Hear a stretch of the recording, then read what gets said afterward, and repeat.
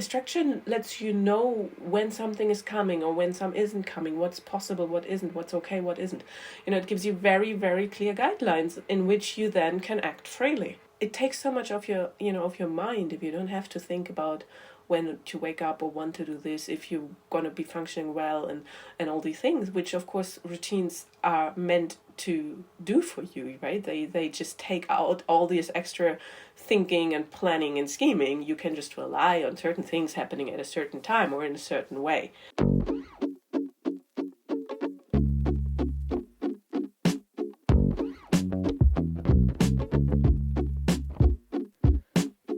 Welcome to Building for Bliss, a show for the sensitive and creative entrepreneur who wants to build their business with success, joy, and ease. I'm your host, Nicolina Werther.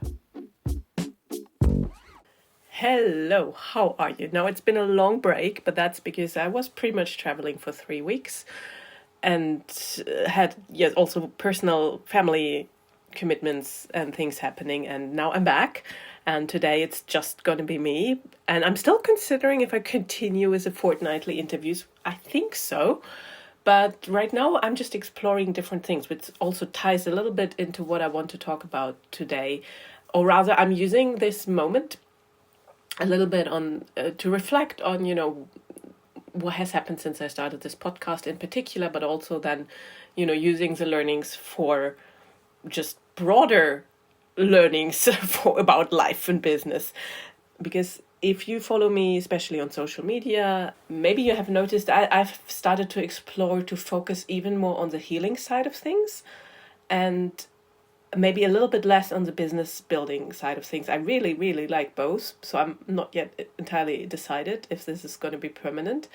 But because I've started to do it, at everything I do, of course, lies a healthy human being and a healthy relationship to yourself and to the outside world. I mean, that's why this podcast is called Building for Bliss, because I truly believe that we can build things in a very meaningful and fulfilling way, but it usually happens, it starts with us, right? It starts, the more healthy we become, the more easy it is to build something that's whatever healthy means to you, fulfilling, meaningful, nourishing, supporting your well-being, or whatever you want to call it on the outside. No matter if you're a solopreneur or if you run a big company, that's the same thing, actually. That's why I've never really worked with big companies, but I've done trainings where other people either ran big companies or worked with people in big companies.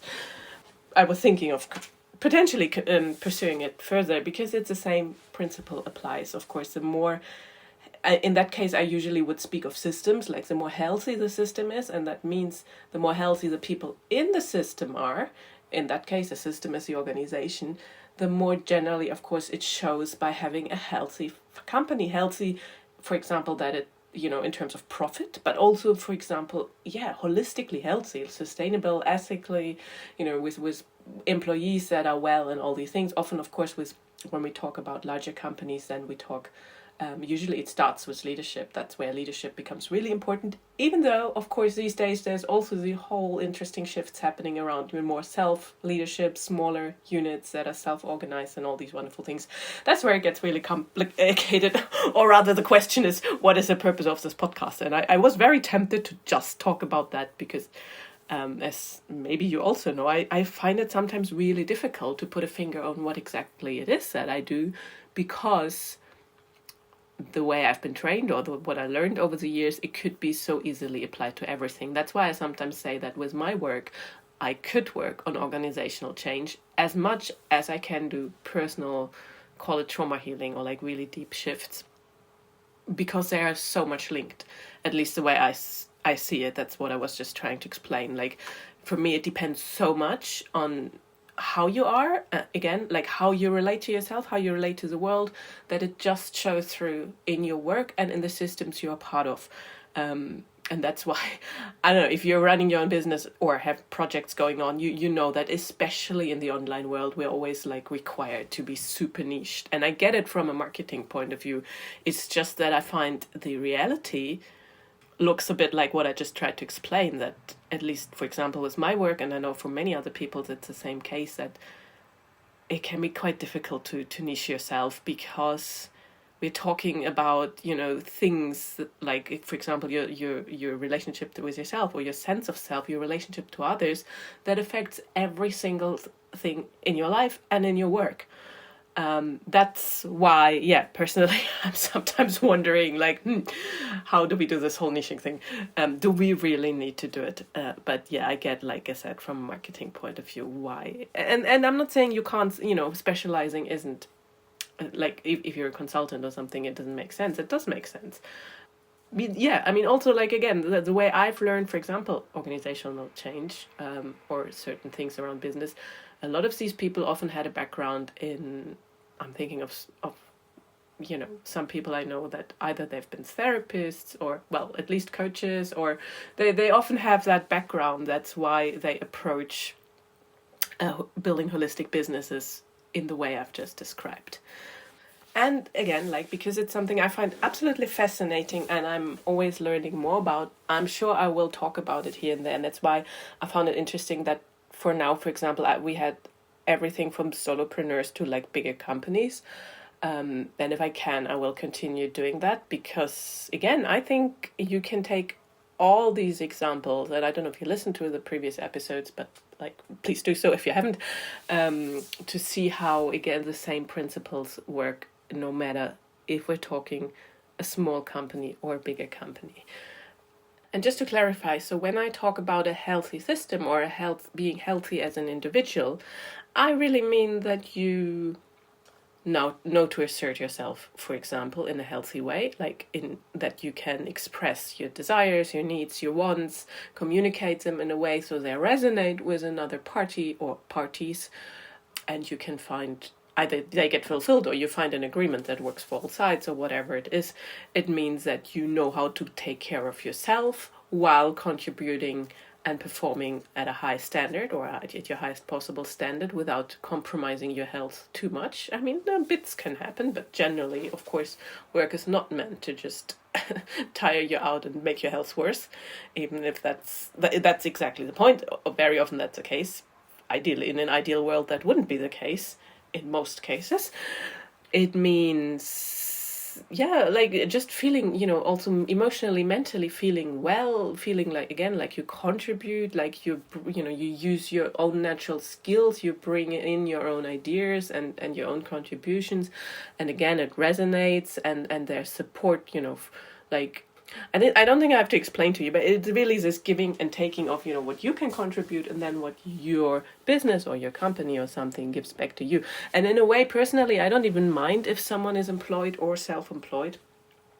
Both have benefits. It even though it does, most people in my sphere, of course, are self-employed. Possibly, if you listen to that, you are, or at least you're thinking about it.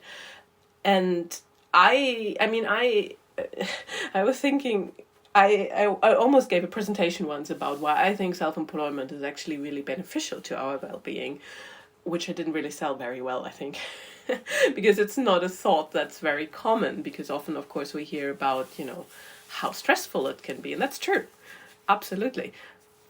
But speaking for myself, and again, like what I'm seeing for others, is, however, if you develop yourself, and if you get better and better at building things in a way that nourishes you and that supports you, I find actually self-employment is indeed one of the best ways that helps you fuel your own growth. I mean, and same as relationships, but it's different if we're talking work and money. I mean, I love talking about work and money because they're such great teachers. And yes, again, like, I have met people in employment which similar issues. Usually it's, once people get more to leadership positions, at least some form of leadership. I think it's also because, of course, a lot of people I know, they're more like on the creative, sensitive side. It like self-employment just suits them.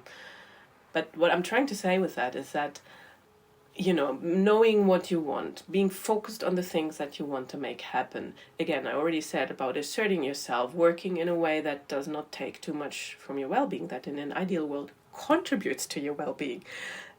That, if you do that in a holistically healthy way, these things can massively positively impact your life. Like, if you learn to be productive in a way that works for you, which, for example, could mean You schedule your day so they suit your natural energy levels, that you are good with setting boundaries and knowing what works, what doesn't, or what commitments you want to take on or what doesn't.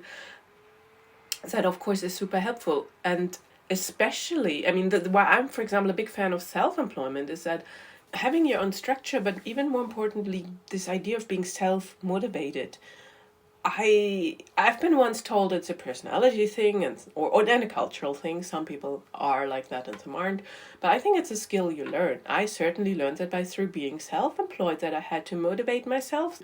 I see a benefit in having schedules or wanting to wake up at the same time every day, of making sure I put everything in place that I need to put in place to be at my best performing state at a certain time of the day. I mean, we're all human, but that's what you do. Yes, again, you can do that when you are in an employment, and that might be very advisable too. But I always found that, if you work for yourself and no one really watches what you do or you don't, if you want to succeed, you have to make sure you have all these things in place. And I find that is so, liberating. It's so useful and it's joyful, and I personally just could not understand why I should have someone else dictate me, or not even someone else dictate me, but when people tell you they kind of only function if they have to go to work. I don't think that's a healthy way of being. I think it's way more beneficial and way more healthy if, again, you decide when you want to be, let's call it your peak performance state, or when you want to be focused.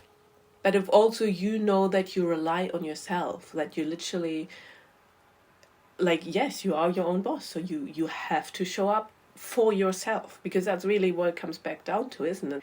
And what I say is, of course, that you look after yourself and that you do not abandon yourself. And I find if you're self-employed, you are almost forced to look more after yourself, because if you don't, you usually will not last very long. You won't get very far, because yes, you need to perform very well. And that doesn't, if you're a freelancer, if you're like a creative person, or if you actually run your own business, it doesn't matter. I find it's the same for all of these. And again, the more demanding an employed a job is, it often is similar. Yeah, that's all I can say, because I have been employed. Personally, I've been mostly self-employed in my life, even if it just was as a freelancer at times or something. So I really would like to use this for yourself to look. Let's start with, consistency or structure, which, as I was reminded earlier today, if you grew up without structure, consistency, let's say routines, knowing kind of what to expect, it's a form of abandonment. Obviously, especially if you're a small child. I mean, by now I think we know that. For a while people were exploring should we just raise kids without any structure? No, kids need structure, because structure lets you know when something is coming or when some isn't coming, what's possible, what isn't, what's okay, what isn't. It gives you very, very clear guidelines in which you then can act freely. And that's can be a beautiful space to be in. And yes, we can negotiate some guidelines and some boundaries, that's fine. But structure, and that's why I said consistency, I was thinking consistency in, the realm of routines, for example, are highly beneficial. And again, are you having those in your life right now? Where do you have them in your life, or where do you not have them? And could it be beneficial if you had some more? I think I shared a while ago that I used to be quite good, for example, with bedtimes and eating routines and all that, but because of life circumstances and some other things, I haven't been so strict with them anymore recently, and I think I function still very well. But I also recently realized that, if I actually put them back, it takes so much of your mind if you don't have to think about when to wake up or when to do this, if you're going to be functioning well and all these things, which of course routines are meant to do for you, right? They just take out all this extra thinking and planning and scheming. You can just rely on certain things happening at a certain time or in a certain way. And I just thought it was really interesting that also can be seen as a form of self-abandonment if you don't have these in place. And that's why I was thinking about that in the context of work, because again, if you are in employment, very often these things are given, like dictated from the outside. And again, if that works for you, fine. But I think it's so beautiful if you are required to set these things for yourself, because what does that do?